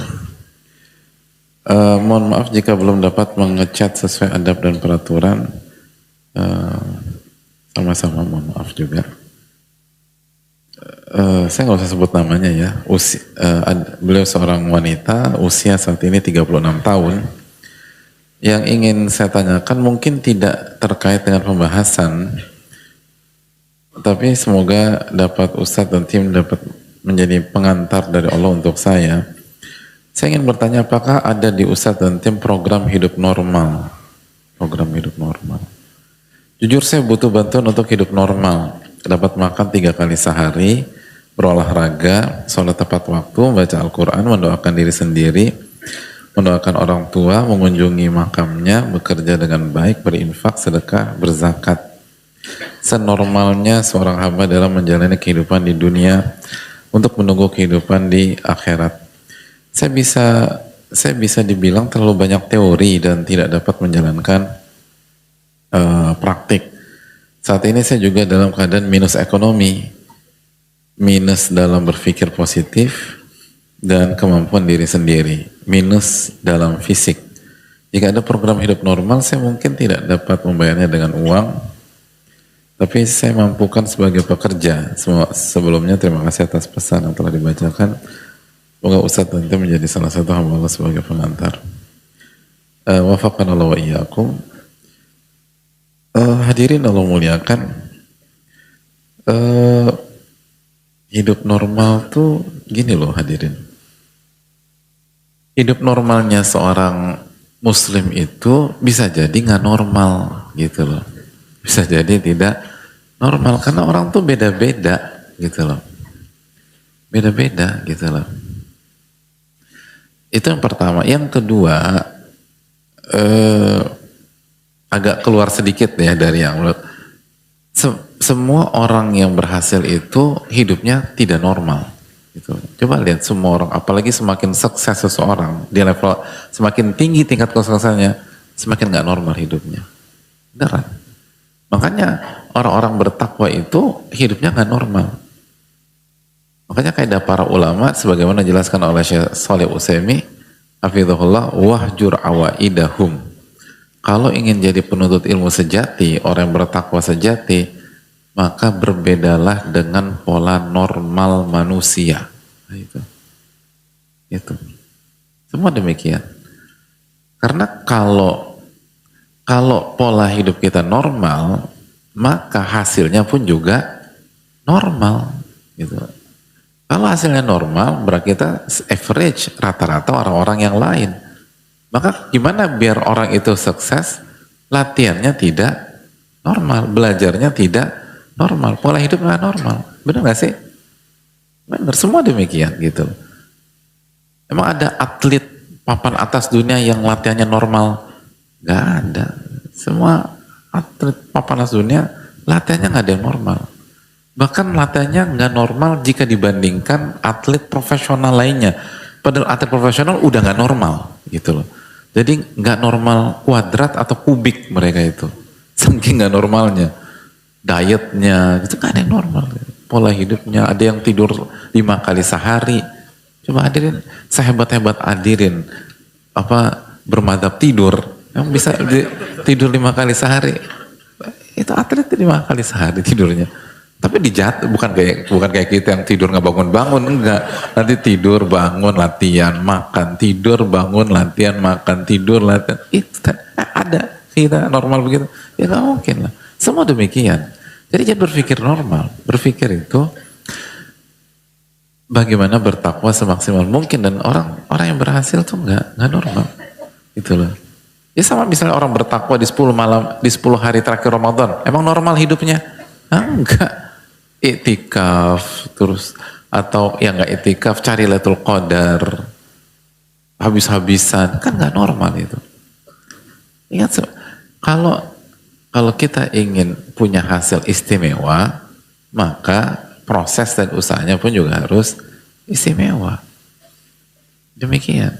Dan istimewa itu berarti nggak normal, di atas normal gitu, di atas standar itu. Makanya ini yang perlu kita camkan. Makanya kata Nabi SAW apa? Badal Islamu ghariban wa sayaudu ghariban kama bada fatuba lil ghuraba. Islam itu datang dalam kondisi asing, dianggap nggak normal, dan nanti akan kembali asing. maka beruntunglah orang-orang yang dianggap asing. Itu tadi. Tapi bukan eksklusif ya, enggak. Bukan atau merasa menganggap diri suci atau lebih baik, enggak. Tapi coba hadirin jalankan sunnah Nabi SAW dengan kualitas yang maksimal, hidup hadirin nggak normal. Tapi positif gitu loh. Tapi baik sama orang, terus ngebantu dan lain sebagainya, itu poin. Terus yang kedua, jamaah sekalian Allah muliakan, misalnya tadi beliau ekonomi lagi minus dan lagi ini, lalu kondisi normal itu berinfak, sedekah, berzakat. Nggak harus demikian. Karena itu tadi Allah berfirman dalam surat Al-Isra 84 ya. Allah mengatakan, "Qul kullun ya'malu ala syakilatih." Qul kullun ya'malu ala, katakanlah setiap orang itu beramal sesuai dengan kondisinya masing-masing gitu loh. Jadi kalau kita lagi nggak punya uang, nggak usah memaksakan diri berzakat gitu loh. Kondisi kita ketika bedakan antara bertakwa ketika kondisi lagi nggak punya uang dan bertakwa dalam kondisi punya uang, itu beda. Dan kita nggak usah membebankan di atas kemampuan kita. Tapi adapun punya cita-cita, suatu saat nanti aku ingin jadi muzaki, orang yang berzakat, itu bagus. Tapi nggak harus demikian. Gitu. Wong juga ada sebagian ulama memilih hidup miskin, gitu loh. Kalau para sebagian ulama memilih hidup miskin, itu kan ada kemungkinan besar ada pengaruh dalam amal hartanya, tapi mereka cover dari amal-amalan yang lain. Jadi setiap orang tuh beda-beda, nggak bisa disamain. Dan Nabi SAW bersabda apa? I'malu fakullun muyassarun lima khuliqalah. Beramallah dan setiap orang akan dimudahkan sesuai dengan apa yang ditakdirkan untuk dia. Jadi takdir kita ini beda-beda. Jangan jangan punya obsesi hidup tuh sama dengan si A, sama dengan si B, sama dengan si C. Beda hidup itu. Kita beramal dan fokus pada kondisi kita dan apa yang dibukakan untuk kita. Sama kan masih ingat kan ketika Imam Malik dikritik oleh Abdullah, nama besar gitu loh, Abdullah Al-Umari. Lalu apa kata, karena dianggap kurang dalam ibadah, kurang dalam sholat dan seterusnya. Apa kata Imam Malik? Bahwa Allah qasamal a'mal kama qasamal arzak atau kama qal. Allah itu membagi-bagikan peluang beramal soleh atau membagi-bagikan amal-amal soleh kepada manusia sebagaimana Allah membagi-bagikan harta atau rizki. Ada yang kaya, ada yang miskin dan seterusnya. Sama. Amal tuh ada yang jago di tahajud, ada yang jago di puasa sunnah, ada yang jago di infak sedekah. Itu biasa. Jadi kalau kita jagonya di tahajud kuat, tapi kalau puasa lapar terus jam 8 pagi gitu loh, lu lapar banget. Tapi kalau Ramadan enggak, ada orang kayak gitu loh. Kalau Ramadan tuh, tapi kalau begitu puasa sunnah, aduh berantakan dia. Bisa jadi memang itu tadi, pintu yang Allah bukakan buat kita itu di sholat, bukan di puasa sunnah. Ya udah ridho aja. Walaupun dicoba dulu dan seterusnya. Tapi kalau memang ada orang demikian, atau orang dibukakan di puasa, di tahajud, tapi nggak dikasih kaya sama Allah Subhanahu Wa Taala. Jadi nggak bisa berinfak, nggak bisa berzakat, tapi dia bisa jadi apa? Jadi amil, dia bisa mendistribusikan zakat dan seterusnya, bisa ngebantu butuh ini ada yang butuh, kasih tahu. Jadi setiap orang tuh beda-beda dalam hidup fungsinya, dan kita harus ridho dengan apa yang Allah bukakan kepada kita, dan harus terus positif gitu loh, harus terus positif. Kata orang ikhlas kan, in kana fisiqoya kana fisiqoya, in kana fil hirosa kana fil hirosa. Orang yang beruntung itu apa sih? Kalau ditakdirkan dan ditempatkan di perbatasan untuk menjaga, dia akan jaga. Dan kalau ditempatkan di sesi konsumsi, lalu nimba-nimba air, dia akan kerjakan itu. Kata Nabi SAW, itu orang yang beruntung. Orang beruntung itu. Jadi itu nggak punya ambisi yang bukan takdir dan bukan makom yang dikasih sama Allah Subhanahu wa taala. Jadi kita nikmatin dan kita seneng gitu ngeliat orang lebih hebat dari kita dalam bidang A, bidang B, bidang C. Kan kita satu tubuh hadirin. Masih ingat nggak sabda Nabi SAW? Kamathalil jasadil wahid, seperti satu tubuh gitu loh. Seperti satu tubuh gitu loh. Nah, bisa jadi kita memang perannya tuh jadi apa? Jadi kepala, ada yang jadi rambut, ada yang jadi hidung, ada yang jadi mulut, ada yang jadi dagu, ada yang jadi leher gitu loh. Ada yang jadi jempol tangan, ada yang jadi jempol kaki. Nah yang jadi jempol kaki jangan minder. Susah loh kalau kita nggak punya jempol kaki. Coba aja 2 hari gitu loh. Oh itu setengah mati jalan, berantakan kita tuh. Jadi walaupun tempatnya paling rendah jempol kaki gitu loh. Tapi fungsinya dan kegunaannya tuh penting. Nah kalau antum jadi jempol kaki, antum nggak usah bermimpi atau terlalu obses jadi jari kelingking tangan, nggak usah. Beda-beda kita itu loh. Atau apa obses jadi jari manis gitu loh, karena jari manis pakai cincin misalnya. Terus apalagi terus antum maksa jadi antum pengen pakai cincin juga gitu, padahal antum jempol kaki, nggak cocok gitu loh. Nggak cocok. Jadi kita tuh peran tuh beda-beda. Nabi SAW udah bilang kita ini seperti satu tubuh. Ya udah ada yang jago ini, jago itu, jago itu, bersinergi, kolaborasi gitu. Nggak usah ngiring-ngiring atau pengen deh hidup normal. Karena bisa jadi gitu tadi. Bisa jadi ya hidup normal versi kita ya sekarang. Tapi kita kita anggap diri kita nggak normal dalam tanda kutip ya. Karena kita menjadikan penggaris orang lain sebagai tolak ukur. Padahal harusnya pakai penggaris kita. Lalu kita tingkatkan biar kita di atas rata-rata gitu loh. Jadi orang tuh beda-beda. Dan kita sekali lagi diskusi atau surat Imam Malik ke Abdullah rahimahumullah, semoga merahmati mereka berdua, itu simple, dalam, dan kalau kita bisa resapi dan amalkan itu mengurai banyak masalah sosial di tengah-tengah kita gitu loh. Jadi itu poin. Allah Ta'ala misalnya.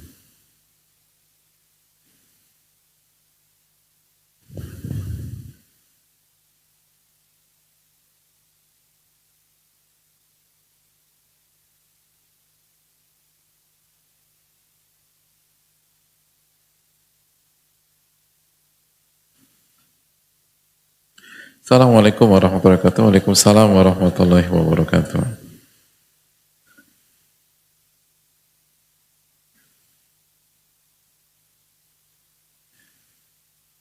Semoga Allah semoga salawat serta salam tercurah junjungan Nabi Sallallahu Alaihi Wasallam dan keluarga, juga pada Imam Nawawi serta turunannya.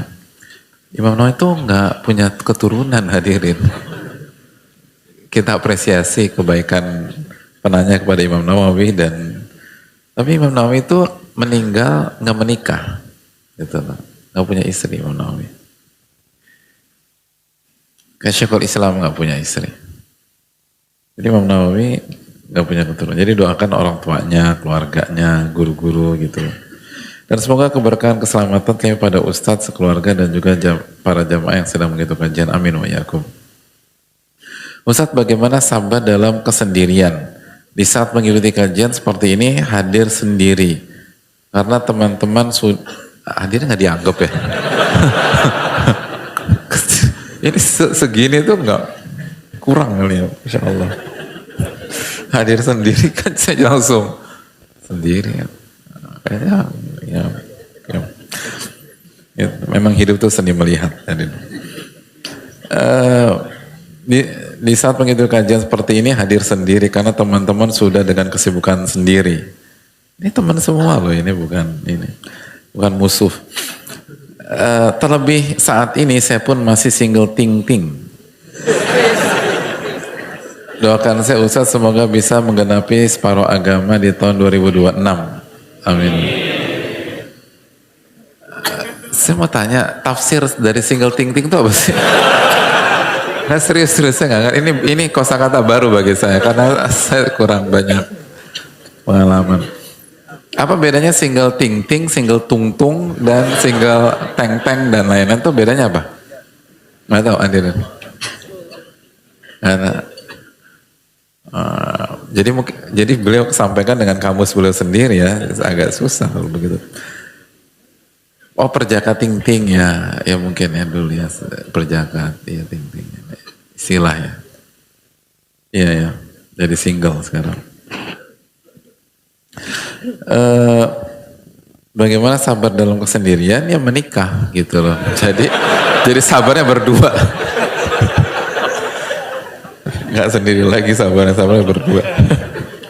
Itu salah satu opsi syar'i yang tepat. Itu yang pertama. Kalau belum bisa menikah, puasa. Fa'alaikum bisyam fa'innahu lahu wija, kata Nabi SAW. Lalu hadirin, sekali lagi pentingnya punya lingkungan dan nggak usah ribet-ribet gitu. Mulailah dari 1 sahabat, 2 sahabat, 3 sahabat. Setiap kita dibukakan pintu yang berbeda-beda oleh Allah Subhanahu Wa Taala. Tapi jangan sendirian. Kan kata Nabi SAW, ar-raqbu syaiton gitu. Waraqibani syaitonan. Wa thalathatu rukab au kama qala Nabi SAW. Satu orang yang melakukan perjalanan itu syaiton, kata Nabi SAW. 2 orang itu 2 syaiton. 3 orang baru itu musafir. Maksudnya apa? Maksudnya melakukan perjalanan sendirian itu rentan menjadi korban syaiton. 2 orang masih rentan korban syaiton. Yang cukup aman kalau 3. Secara umum demikian. Itu memang pembahasan tentang safar. Jadi safar itu nggak direkomendit untuk pergi sendiri. Nggak direkomendit ya. Bukan haram, tapi nggak direkomendasi. Kecuali kalau darurat, nggak ada yang bisa diajak. Sekarang, udah tawakal Allah. Tapi harus extra miles untuk hati-hati. Harus lebih hati-hati lagi. Tapi begini loh, kata Nabi SAW, hidup di dunia itu, kun fid dunya ka'annaka gharib au abirus sabil. Hiduplah di dunia dalam kondisi seakan-akan Anda orang asing atau Anda musafir. Jadi filosofi hidup di dunia itu seperti filosofi ketika kita sedang safar. Jadi kalau safar yang mungkin sehari, 2 hari, 3 hari, 4 hari dan seterusnya, atau 80 km dan seterusnya, itu saja tidak direkomendasi berjalan sendirian. Apalagi kehidupan yang puluhan tahun lalu Anda jalankan sendirian, gak rekomendasi. Gitu loh. Nabi SAW aja mengatakan, mamin nabi, tidak ada satu nabi kecuali dia bersama hawariyun, kecuali bersama sahabat-sahabat dan orang-orang yang mendukung mereka. Walaupun ada mustathnayat, walaupun ada pengecualian, tapi secara umum tuh Nabi tuh hidup berjuang tuh bareng-bareng gitu loh. Itu Nabi alaihi wassalatu wassalam, manusia-manusia terbaik. Walaupun ada Nabi yang nggak punya pengikut, tapi secara umum tuh demikian. Jadi kalau Nabi saya demikian, masa iya kita enggak gue sendiri aja sekarang, susah. Butuh kebersamaan. Makanya Allah mengatakan dalam Al-Kahfi 28, wasbir nafsaka ma'alladzina yad'una rabbahum bil qadati wal asyi yuriduna wajha, dan sabarkan diri Anda bersama orang-orang yang senantiasa berzikir, berdoa, beribadah siang dan petang dalam rangka mencari wajah Allah Subhanahu wa taala. Dan jangan pernah memalingkan mata Anda dari mereka karena Anda menginginkan kehidupan dunia. Itu poin. Kita suruh bersama orang-orang yang menjaga keikhlasan, orang-orang bertauhid, dan kita harus sabar ketika bersama mereka. Dan jangan berpaling, gak boleh berpaling loh. Jadi sekali lagi, itu perintah dari Allah Subhanahu wa taala dan larangan dari Allah Subhanahu wa taala dalam surat Al-Kahfi 28. Penting banget gitu. Terus yang berikutnya saran saya, hati-hati dengan target tahun gitu loh. Pokoknya target anak nikah 2026. Jangan, parameternya tuh bukan tahun gitu loh. Parameternya itu calon gitu loh. Iya benar, kalau sampai Desember, misalnya Desember tanggal 20 tahun 2026, calonnya belum ada, nanti akhirnya random gitu, milih yang pokoknya saya udah punya target atau nanti tertekan. Intinya bukan tahun calon intinya gitu loh. Dan sebaliknya, sekarang tanggal berapa? 13, siapa tahu tanggal 15 dapat calon yang tepat, nikah 2025, kan bukan 2026 gitu loh. Nikah tanggal 31 gitu loh, 2025 kan bisa, ada calonnya. Jadi yang fokus tuh ke calon, jangan fokus ke tahun. Fokus tahun tuh terbukti. Ini kalau kita fokusnya ke ke tahun atau ke waktu dalam kondisi-kondisi kayak ini,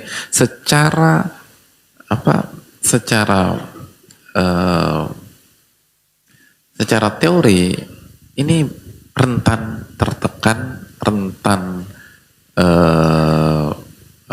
rentan kena pressure dan tidak lain tidak bukan karena kita buat sendiri. Padahal nggak harus demikian. Kecuali kalau ada ibadah yang yang ada jangka waktunya seperti sholat zuhur sampai bayangan setengah atau seperti sholat asar sampai terbenam matahari. Kalau nikah kan nggak ada gitu. Jadi 2026 belum tentu gitu loh. Jadi jangan terlalu ini. Akhirnya kita terbatasi, artinya kita tuh menutup pintu yang Allah buka luas gitu. Dan akhirnya nggak dapat yang terbaik, nggak dapat yang seharusnya. Allah Ta'ala misalnya.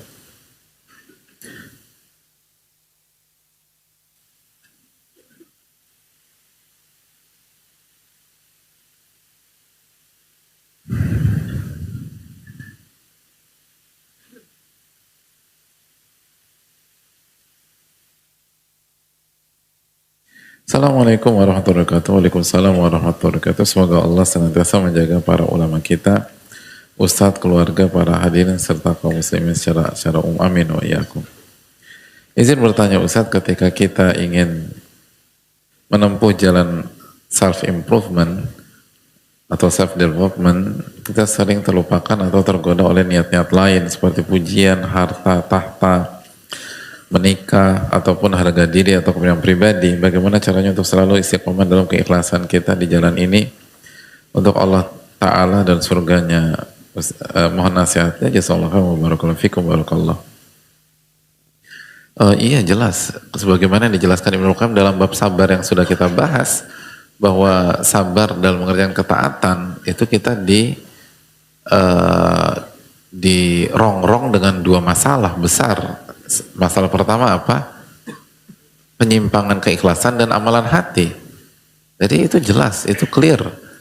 Bagaimana cara melakukannya? Banyak-banyak muhasabah, introspeksi diri, evaluasi. Lalu yang kedua, punya sahabat dan punya lingkungan yang saling menasehati di atas kebenaran dan kesabaran. Itu penting. Karena memang nggak mudah untuk membaca diri sendiri, susahnya minta ampun. Makanya noda di fisik kita saja, secara umum kita butuh cermin, itu fisik gitu loh. Lihat, itu butuh cermin. Apalagi noda di hati, seperti motif, keikhlasan, niat, intention dan seterusnya, itu seringkali susah untuk didiagnosa dengan diri kita sendiri. Seringkali kita butuh dibacain oleh orang. Makanya tadi kita bilang butuh lingkungan. Karena betul evaluasi, tapi nggak semudah itu. Manusia itu lemah, makanya mukmin adalah mir'atu akhi. Mukmin itu adalah cermin dari saudaranya. Kita tuh butuh itu. Gak mudah. Sangat sulit gitu loh. Sangat sulit. Makanya hadirin Allah muliakan,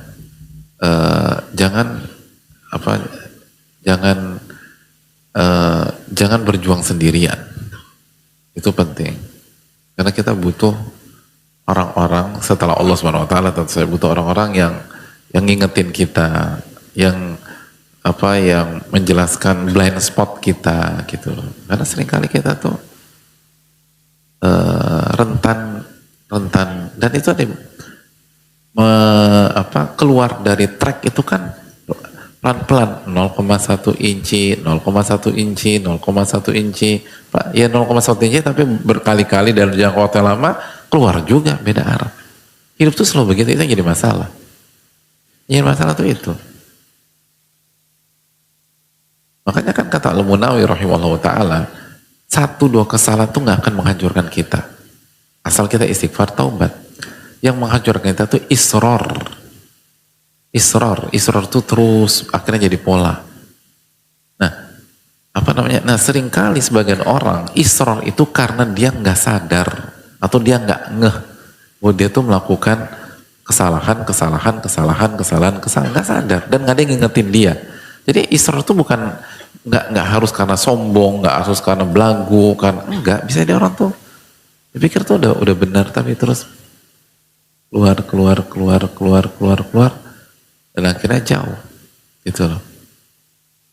Dan demikian itu perlu kita camkan bersama-sama. Jadi pentingnya sahabat-sahabat yang baik, yang berani bicara tapi penuh adab, penuh ketulusan, dan suasananya itu suasana persaudaraan, ngingetin dan lain sebagainya. Karena kalau enggak bahaya kita. Nah itulah kekuatan Nabi SAW dan para sahabat. Kekuatan Nabi SAW dan para sahabat. Ya Nabi SAW aja kan pernah lupa ketika sholat 4 rakaat, beliau sholat 2 rakaat, lalu diingatkan para sahabat, ya Rasul ada syariat baru. Apa ini ada ini? Enggak. Kau baru 2 nih.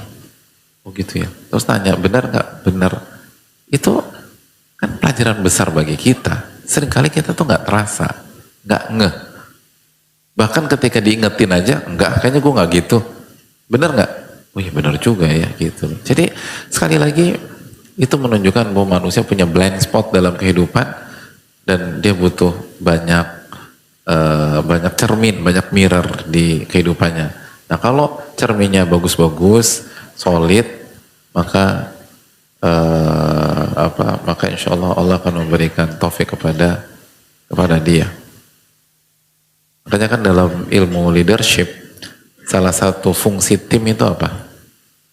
Salah satu fungsi tim yang sangat krusial. Salah satu teori leadership mengatakan salah satu fungsi tim yang paling krusial adalah untuk memberitahu bias seorang pemimpin. Bias itu bias gitu loh. Gitu loh. Yang enggak gitu. Itu penting banget gitu. Karena seorang pemimpin dilihat oleh semua orang, tapi dia tidak bisa melihat semua orang gitu. Dia dilihat oleh dari segala sudut, tapi dia nggak bisa ngelihat semua sudut. Maka fungsinya tim itu untuk itu. Makanya salah satu mukjizat Nabi SAW adalah para sahabat kan kata para ulama. Dan salah satu fungsi para sahabat adalah untuk memberikan masukan, memberikan rekomendasi dan seterusnya. Itu penting. Dan Nabi SAW sangat terbantukan dengan itu. Perang Badar pindah lokasi, masukkan sahabat. Ahzab, masukkan sahabat Nabi SAW. Lalu Hudaybiyah, masukkan Ummu Salamah radhiyallahu anha, istri. Jadi Nabi SAW punya tim yang sangat solid, gitu. Sehingga hal-hal seperti itu tuh kejaga, gitu loh. Nah, kita seringkali nggak punya itu. Padahal ilmu kita pas-pasan atau baru berubah. Makanya jangan sendirian. Bangun persahabatan yang solid karena Allah Subhanahu Wa Taala. Itu penting banget, gitu. Penting banget, serius. Karena kalau nggak berat ke depan. Sana syuddu adudaka bi akhik kata Allah. Kami akan dukung Anda melalui saudara Anda. Saudara itu kekuatan. Sahabat itu kekuatan, teman seperjuangan itu kekuatan. Makanya ketika Nabi Musa diminta berhadapan dengan Fir'aun, yang diminta Nabi Musa apa? Waja'al li waziran min ahli Haruna akhi, kata Nabi Musa. Ushdud bihi azri. Ya Allah, aku meminta kepada engkau teman seperjuangan dari keluarga saya. Kalau boleh request, orangnya Harun, agar engkau mendukung aku melalui beliau. Itu Nabi Musa. Top 5-nya manusia. 5 besarnya manusia. Ulul azmi minar rusul. Nabi Musa alaihissalam. Itu masih minta teman seperjuangan. Kita enggak, anda bisa sendiri, enggak perlu, anda biasa mandiri. Kita nggak ngerti kehidupan kalau demikian. Kehidupan tuh terlalu pelik untuk dihadapi sendirian. Kita butuh pertolongan Allah, lalu pertolongan orang-orang soleh atau soleha kalau kita perempuan yang ada di tengah-tengah kita. Sebagaimana kita harus jadi teman bagi pihak lain. Dan kalau kita jadi teman harus berani bicara. Tapi dengan penuh adab, kesantunan, dan seterusnya. Dan disitulah kita akan saling menguatkan satu dengan yang lain. Saya rasa cukup sampai di sini karena waktu sudah habis. Jazakallahu khairan. Subhanakallahumma wa bihamdika, asyhadu an la ilaha illa anta, astaghfiruka wa atubu ilaik. Assalamualaikum warahmatullahi wabarakatuh.